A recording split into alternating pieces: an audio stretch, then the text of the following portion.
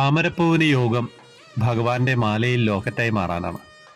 അങ്ങനെയൊക്കെ ഉണ്ട്. ഭഗവാൻ അങ്ങനെയാണ് നമ്മളോട് ചില കാര്യങ്ങളൊക്കെ നമ്മളത് ചെയ്യാൻ വേണ്ടിയിട്ട് പറയൂലേ. എന്താണ് ഈ അനുഭവത്തിലേക്ക് വരുന്നതിന് മുമ്പേ മഴയാണ്, മഴയുടെ ഡിസ്റ്റർബൻസ് ഉണ്ടെങ്കിൽ ക്ഷമിക്കാം. തലശ്ശേരിയിൽ നിന്നൊരു ചേച്ചി അയച്ചു വന്നാണ്. അവരുടെ വീട്ടിൽ ഒരു താമര നട്ടിരുന്നു അവർ. അപ്പോൾ താമര നട്ടപ്പോൾ അവർ പ്രാർത്ഥിച്ചത് എന്താണെന്ന് വെച്ച് കഴിഞ്ഞാൽ, ആദ്യം ഉണ്ടാവുന്ന താമരപ്പൂ തൊട്ടടുത്തുള്ള ക്ഷേത്രത്തിലും പിന്നെ ഒന്ന് ഗുരുവായൂർ ക്ഷേത്രത്തിലും കൊടുക്കാമെന്നുള്ളതാണ്. അങ്ങനെ ഒരു താമരപ്പൂ ഉണ്ടായി.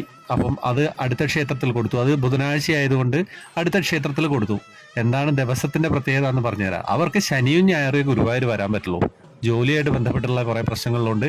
എന്ത് തന്നെയായാലും താമരപ്പൂവാണെങ്കിൽ ശനിയാഴ്ച തന്നെ വിരിഞ്ഞു കിട്ടുകയും വേണം. അങ്ങനെ അവർ കാത്തിരിപ്പായി. അടുത്ത ചൊവ്വാഴ്ചയായപ്പം വീണ്ടും ഒരു താമര മുട്ടിട്ടു.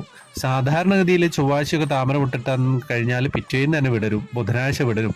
പക്ഷെ ഇവർ പ്രാർത്ഥിക്കുകയാണ്, ബുധനാഴ്ച വിടരുതേ വിടരുതേ അങ്ങനെ പ്രാർത്ഥിച്ച് ശനിയാഴ്ച രാവിലെ നോക്കുമ്പോൾ അപ്രതീക്ഷിതമായിട്ട് താമരപ്പൂ വിരിഞ്ഞിരിക്കുന്നു. ഇവർ ഉടനടി ഫ്രഷായിട്ട് പറിച്ച് പെട്ടെന്ന് തന്നെ തലശ്ശേരിയിൽ നിന്ന് ഗുരുവായൂരേക്ക്, കുറേ ദൂരം ഉണ്ടല്ലോ, ഗുരുവായൂരേക്ക് പുറപ്പെട്ടു, ഹസ്ബൻഡും ചേച്ചിയും കൂടെ. അങ്ങനെ ഇവർ വഴിയിൽ നിന്ന് നാലമ്പലത്തിനുള്ളിലെത്തി തൃപ്പടിയിൽ വെക്കാൻ വേണ്ടിയിട്ടാണ് അവർ പ്രാർത്ഥിച്ചത്. പക്ഷെ അവിടെ എത്തിയപ്പോൾ പറഞ്ഞു അവിടെ വെക്കാൻ പറ്റില്ല, സൈഡിൽ വെച്ചോളൂ എന്ന് പറഞ്ഞു.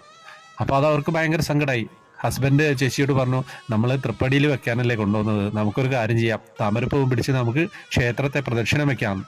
അങ്ങനെ ഇവർ നേരെ ശ്രീകോവിലിൽ പടിഞ്ഞാറ് ഭാഗത്തെത്തിയപ്പോൾ എല്ലാവർക്കും അറിയാലോ, അനന്തശയനും അവിടെ തിരുമേനിമാരിന്ന് ചന്ദ്രൻ തരും, പിന്നെ നമുക്ക് മാല കിട്ടുന്നതൊക്കെ കാണാമല്ലേ.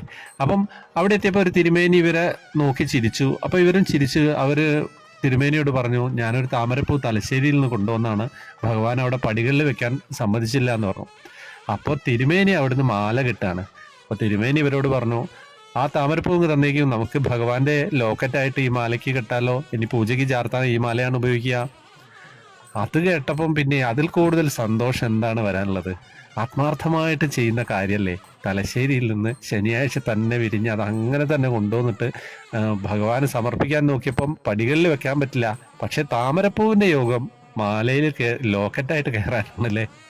അപ്പോൾ ചേച്ചി പറയുമ്പോൾ ചേച്ചിക്ക് സങ്കടമായിട്ട് ആണ് പറയുന്നത്. സങ്കടം എന്ന് വെച്ചാൽ ആനന്ദക്കണ്ണീരെന്നൊക്കെ പറയില്ലേ. എനിക്ക് സത്യം പറഞ്ഞാൽ സങ്കടമല്ല, ചിരിയാണ് വരുന്നത്. എന്താണ്, ഭഗവാൻ ഇങ്ങനെയൊക്കെയാണ് നമ്മളോട്. ചില സമയത്ത് ഒന്ന് കുസൃതി കാണിക്കും, പക്ഷേ അതിൻ്റെ അടുത്ത പേജിൽ ഭഗവാൻ നമുക്ക് വച്ചിരിക്കുന്ന സർപ്രൈസ് എന്താണെന്നുള്ളത് നമുക്ക് കണ്ട് തന്നെ അറിയണം. എല്ലാവരും കാത്തിരിക്കുക, എല്ലാവരുടെയും ടേൺ വരും കേട്ടോ, അതിലൊരു സംശയമില്ല. ഒരൊറ്റ ദിവസം, ഒരു സെക്കൻഡ് മതി ജീവിതമൊക്കെ മാറി മറിയാൻ. അത് നല്ല രീതിയിൽ മാറി മറിയണമെങ്കിൽ നല്ല പ്രാർത്ഥന ഉണ്ടാവണം. ഇത് നിങ്ങൾ എല്ലാവരിലേക്ക് എത്തിക്കണേ.